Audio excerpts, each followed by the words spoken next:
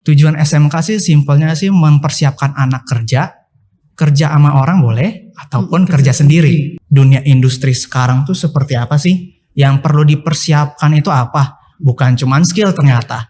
Saya mengarahkan mereka supaya membedakan antara karyamu yang dikritik atau kamunya yang dikritik. Pembelajaran di SMK itu tidak hanya untuk capability kita, tetapi juga lebih cenderung ke karakter building juga ya. Betul. Untuk DKV di Tarsisius Vireta sendiri mempelajari ada videografi, ada fotografi, ada desain grafis. Yang paling penting dari hasil DKV itu untuk lulusannya nanti itu hasil karyanya.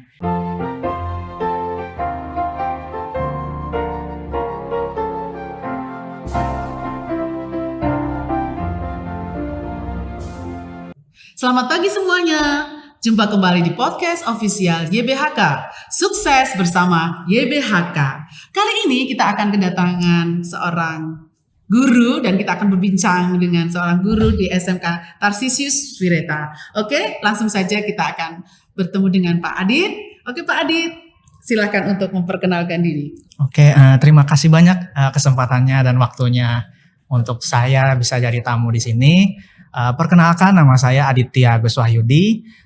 Saya sudah bekerja sebagai guru di SMK YBHK bisa dibilang dari Juli kemarin gitu. Jadi kebetulan juga SMK ini yang saya bekerja di dalamnya baru berumur sekitar 2 tahun, baru ada 2 angkatan, kelas 1 dan kelas 2. Betul. Dan dua-duanya jurusannya DKV. DKV. Gitu. Oke. Berarti Bapak sekarang mengajar di DKV ya? Betul sekali. Oke. So sekarang gini Pak, mungkin kan kita perlu share ke audiens. Apa sih sebenarnya arah dari SMK kita? Kemana kita akan bawa SMK kita gitu? Oke, ini pertanyaan yang cukup menarik ya buat saya karena kembali lagi saya ketika masuk ke dunia pendidikan saya melihat banyak sekali anak-anak dengan potensi yang luar biasa dari segala macam jenis tingkat intelektual, juga tingkat kecerdasan emosi, bahkan dari sesimpel keluarganya seperti apa gitu. Dan dari situ mereka punya mimpi, impian dan target next levelnya kayak gimana sih, buat kehidupan masa depannya seperti apa. Mungkin itu kalau dibilang agak jauh ya dari SMK. Cuman kalau pengalaman saya sebagai guru selama beberapa bulan ini, itulah drive mereka, itulah tujuan mereka ketika belajar tuh, wow pengen sukses, pengen punya usaha, pengen punya penghasilan lebih. Tujuannya apa? Simple, buat bantu keluarga, pengen simple lah. Kalau anak-anak namanya juga bercanda, pengen jadi bos lah, pengen ntar hidupnya nyantai-nyantai kerja, pokoknya kerja yang keras, terus berfokus, terus juga sukses di dunia kerjain dimanapun mereka ditempatkan, kayak gitu. Jadi tujuan SMK sih simpelnya sih mempersiapkan anak kerja sama orang boleh, ataupun kerja sendiri, seperti itu. Jadi simpelnya SMK ini loh, ayo tempat wadah untuk kita, untuk yang mau kerja, yang mau kerja betul. cepat, yang mau bikin usaha boleh. Iya betul sekali. Terus gini, untuk jurusan DKV ini, bagaimana sih ketertarikan anak untuk dengan jurusan DKV ini? Justru ini bisa dibilang berbandingnya sama dengan perkembangan, kalau menurut pandangan saya itu pop culture yang ada di sekitar kita. Sesimpel kayak YouTube lagi rame apa sih? Lagi rame soal game misalkan. Banyak banget yang sesimpel mereka mau jadi gamer profesional. Itu walaupun saya sendiri merasa itu pekerjaan yang saat ini masih cukup riskan karena saingannya cukup banyak, bahkan dari anak SMP sampai orang dewasa sekarang main game gitu kan. Betul. Nah, cuman itu bisa jadi satu profesi yang sangat menguntungkan bila mana diolah dengan baik gitu. Terus juga misalkan dari pengalaman kerja saya pribadi, mungkin salah satu alasan saya diterima jadi guru di sini juga, itu sebagai 3D animator. Jadi saya background saya sedikit. Itu saya dari lulusan desain komunikasi visual BINUS tahun 2014. Saya dari 2014 sampai sekarang udah masuk berbagai macam industri tanda kutip DKV, termasuk jadi sales, termasuk jadi guru les, termasuk jadi freelance, yang luar biasa ya Pak ya. termasuk di studio. Nah, Saya bersyukur diterima di sini dari berbagai macam orang yang menerima saya, membimbing saya bisa ngasih ilmu dunia industri sekarang tuh seperti apa sih? Yang perlu dipersiapkan itu apa? Bukan cuman skill ternyata, bahkan dari cara ngomong itu perlu. Cara kita menghandle klien, karena saya kan dulu sales, menghandle klien gimana? Terus karena saya bekerja di daerah Jakarta, gimana menghandle pressure pekerjaan di Jakarta, di kota besar tuh seperti apa? Yang stres ada, yang survive ada gitu. Ya, yang nonton pasti tahu lah. Pengalamannya seperti apa gitu kan. Luar biasa. Nah, jadi kebetulan juga ketika persis kemarin Bu, ada beberapa anak yang nanyain ke saya, kebetulan anak kelas 11 DKV, gimana sih saya bisa mempersiapkan diri untuk ketika saya kuliah masuk ke kuliah perfilman. Karena salah satu cabang DKV juga ada perfilman dan juga mata pelajarannya yang untuk sekarang ini juga ada namanya videografi.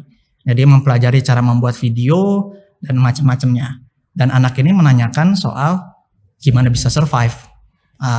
Jadi mungkin kita juga sering dengar dari internet, Instagram atau posting yang lain. Pertama tuh passion.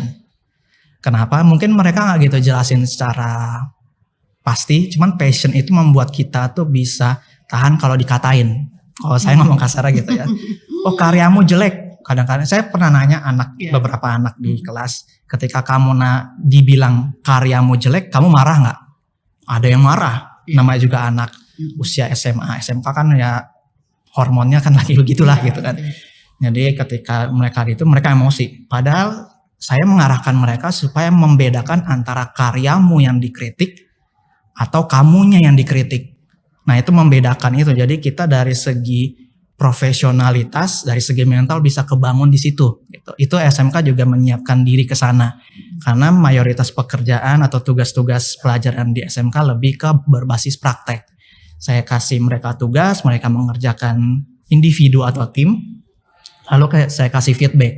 Nah, kadang-kadang kasih feedback itu kalau kita terlalu fokus sama kerjaan kita, kalau bahasa Inggrisnya pour our heart and soul. Jadi hati dan jiwa. Our heart and soul. Iya, kayak It's jiwa kita. Iya, kita kasih ke semua. Character building. Kita kasih kerjaan semua di situ, terus kerjaannya ditolak ya sakit hati lah gitu kan. Nah, gimana membedakan itu? Nah, itu yang membedakan profesional dan awam di situ. Jadi saya ngasih tahu ke anak-anak seperti itu dan itulah salah satu pengalaman saya di SMK dan juga SMK tuh menyiapkan anak itu tuh sampai seperti apa sih dari segi skill disiapkan, dari segi mental juga disiapkan kayak gitu. Jadi intinya pembelajaran di SMK itu tidak hanya untuk capability kita, tetapi juga lebih cenderung ke karakter building juga ya. Betul karena we have to prepare for the future. Betul. Ya, the direct future. Kita kan berarti menghadapi yang akan di depan kita langsung. Karena kan dipersiapkan untuk yang ready for work ya. Betul untuk siap sekali. untuk bekerja. Oke ya Pak Adit. Jadi untuk para siswa-siswi SMP nih yang mau masuk ke SMK, yang masih ragu-ragu dan masih bertanya-tanya setelah lulus dari SMK itu kan mereka pengen masuk kerja tuh. Nah, dunia kerjanya tuh dunia kerja apa saja sih yang bisa diterima dengan lulusan DKV itu? Kalau misalkan mereka mau kuliah kemana mereka itu? Gitu, coba Pak. Oke, jadi saya jawab satu dulu untuk yang lulusannya kemana. Jadi untuk DKV di Tarsisius Vireta sendiri itu mempelajari, kita bahas dari pelajarannya dulu ya, ada videografi, ada fotografi, ada desain grafis. Jadi 3 core-nya itu di situ. Dan lulusannya dari sini itu sebenarnya banyak banget.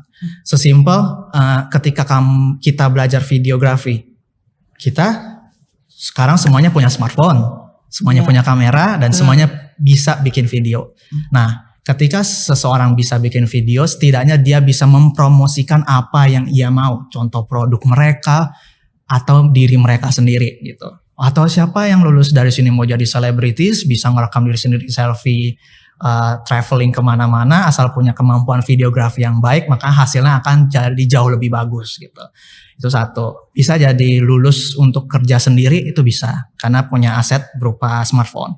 Atau kerja di perusahaan-perusahaan, contoh seperti saya Saya pun juga ada pengalaman terkait SMK juga walaupun saya kuliah. Sebelum saya lulus kuliah ada praktek namanya magang.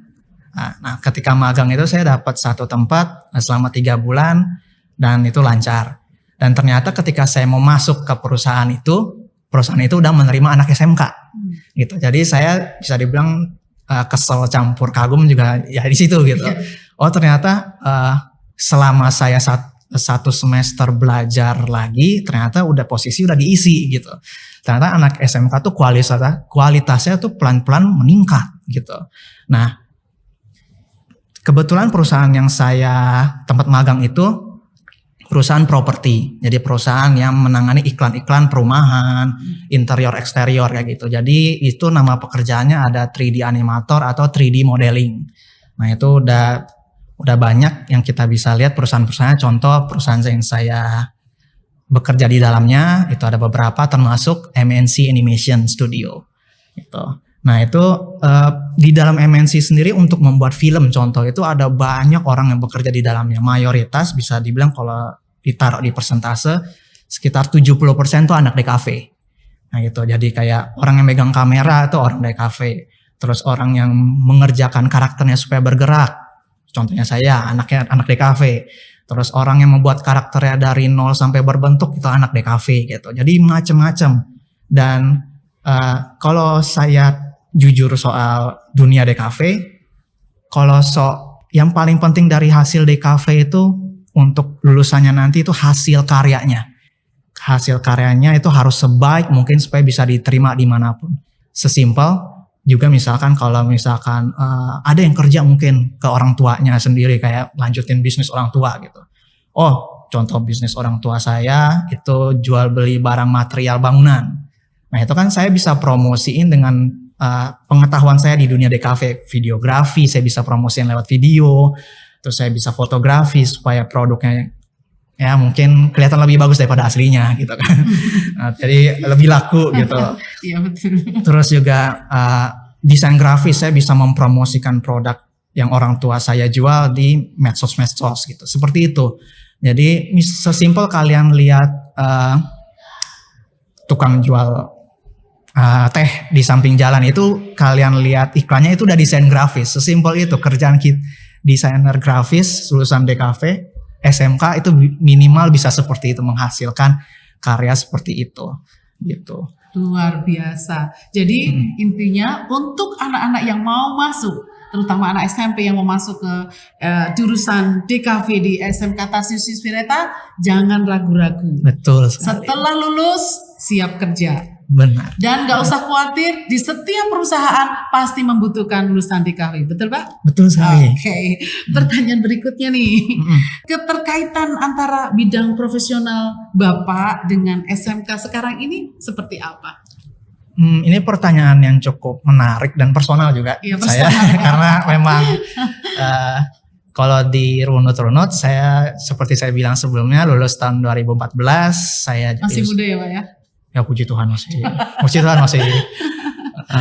Jadi saya lulus kuliah 2014, saya kerja sebagai sales selama 2,5 tahun. Nah, pengetahuan saya sebagai sales ini mengarahkan ke banyak tempat sebenarnya. Jadi kayak public speaking, saya belajar di situ. Pidato atau promosi produk dengan bahasa Inggris. Saya belajar di situ, mentrainingkan 30 lebih guru dalam satu sekolah yang saya ngurusin sendiri gitu kan. Capek sih capek, cuman pengalaman jalan-jalan juga ke Bali karena itu gitu kan. Cuman kerja bukan liburan. Tapi ada nilai plusnya. Ada nilai plusnya, saya belajar banyak gimana industri bekerja itu justru dari tempat pertama itu gitu. Saya ketemu sama animator yang menjual karyanya. Memang sih sebagai animator kan menjual judul filmnya atau karya episodenya itu ke Indosiar. Itu gimana pengalaman mereka, curhatan mereka. Terus juga itu selama 2,5 tahun. Kebetulan bosnya juga orang luar negeri. Jadi gimana saya membawakan sesuatu, dia bisa mengkritik itu dengan tajam dan profesional. Jadi saya di situ belajar tuh yang saya bilang tadi. Membedakan antara karya saya yang dikritik atau saya yang dikritik gitu. Terus berikutnya saya mencoba peruntungan di benar-benar di industri animasi. Nah itu baru kerasa tuh betapa kerasnya dunia animasi.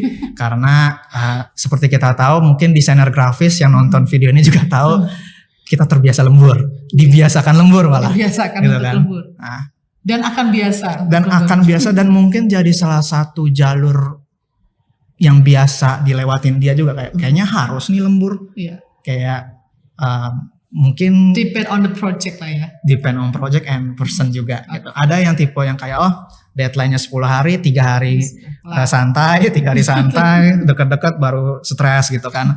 Ada yang seperti itu. Syukurnya bukan saya. Sudah kelihatan. Terima kasih.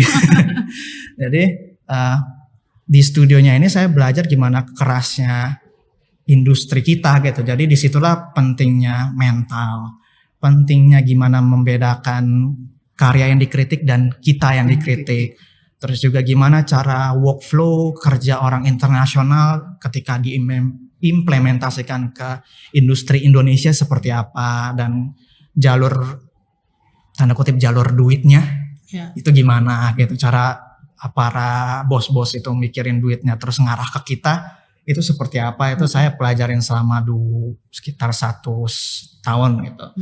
Nah, terus setelah itu saya coba pindah ke pendidikan, jadi yang guru les itu. Nah, guru les ini saya barulah gimana mentransfer ilmu dari industri ke anak didik. Gimana itu kebetulan karena kursus ya saya ajarin satu-satu secara privat, dan juga mungkin ada yang berkelompok juga. Nah gimana itu anak-anak bicara ke saya kayak mereka punya mimpi, mereka punya target.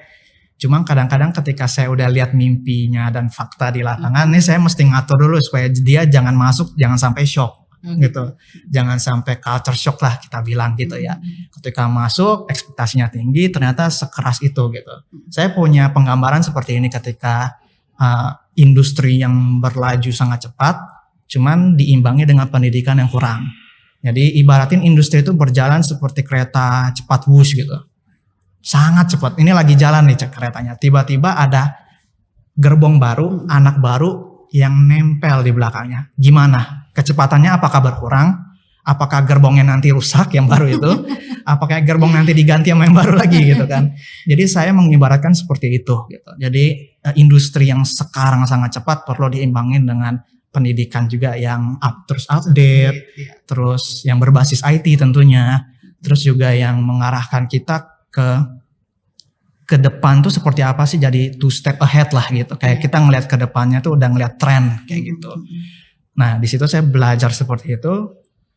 Saya balik lagi coba ke studio gitu. Kebetulan ada opportunity yang lebih baik dan ternyata saya diterima di MNC Animation, dan di situ kan termasuk studio yang saya bersyukur diterima karena di situ pengalaman kerja saya secara profesional level Indonesia itu seperti apa gitu. Gimana komunikasi yang profesional, gimana antar tim bisa saling koordinasi, gimana secara struktur, walaupun ada struktur kayak senior junior, cuman di dalam perusahaannya itu semuanya membaur dengan baik, gimana komunikasi pertemanan dan profesional itu bisa dibagi.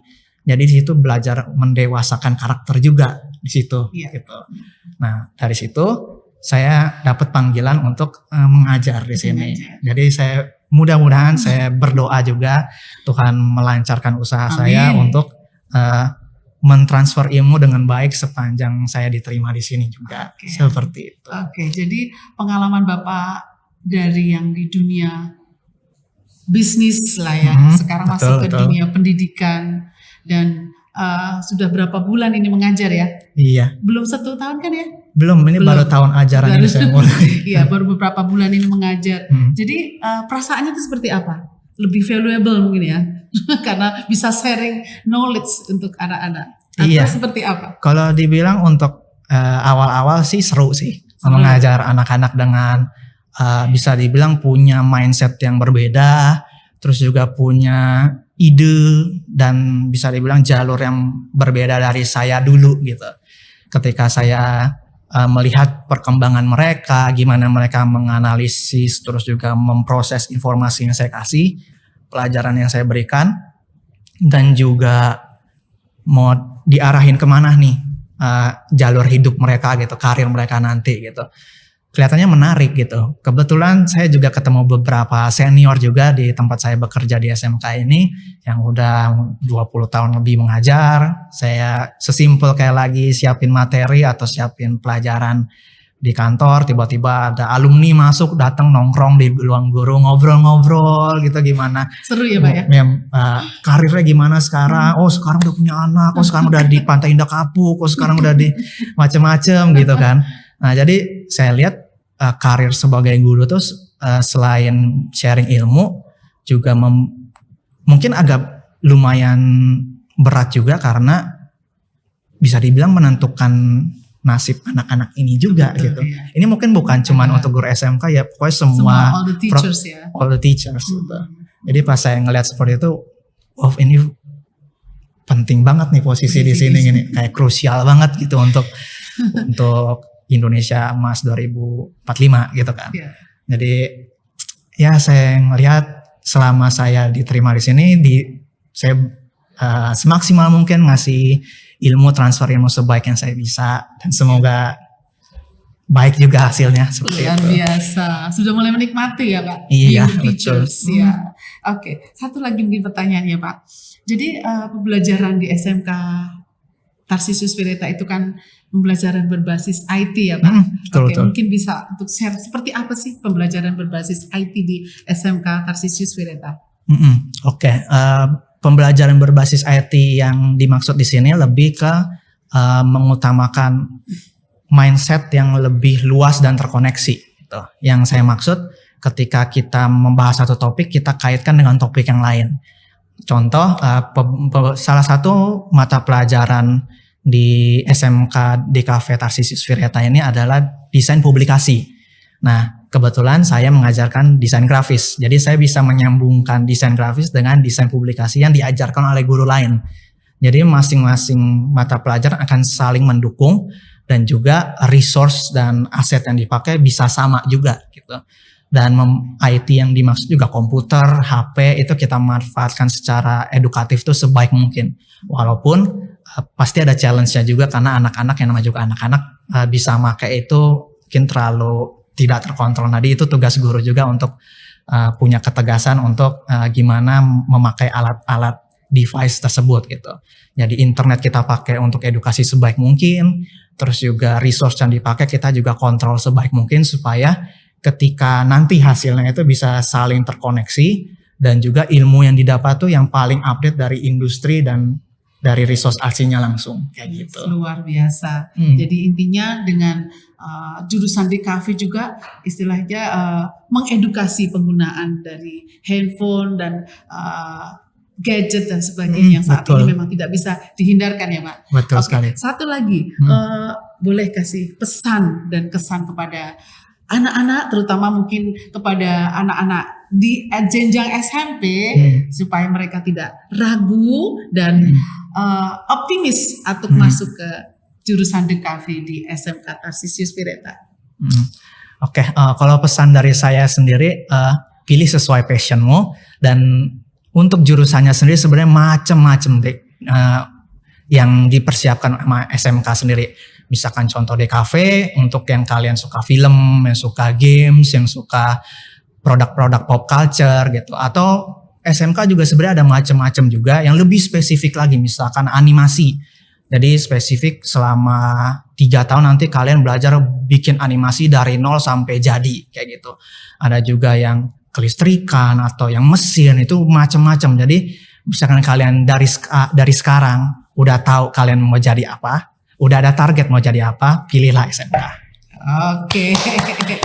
Oke, jadi jangan ragu untuk anak-anak SMP mau having fun belajar di SMK Tarsisius Wireta. Betul sekali. Oke, terima kasih Pak Adit untuk bincang kita pada pagi hari ini. Semoga apa yang sudah kita bincangkan akan membawa semangat dan optimisme bagi SMK Tarsisius Wireta untuk maju dan terus berkembang. Bersama saya Mem Tanti dan saya Aditya Agus Wahyudi. Sampai jumpa di episode berikutnya. Dah.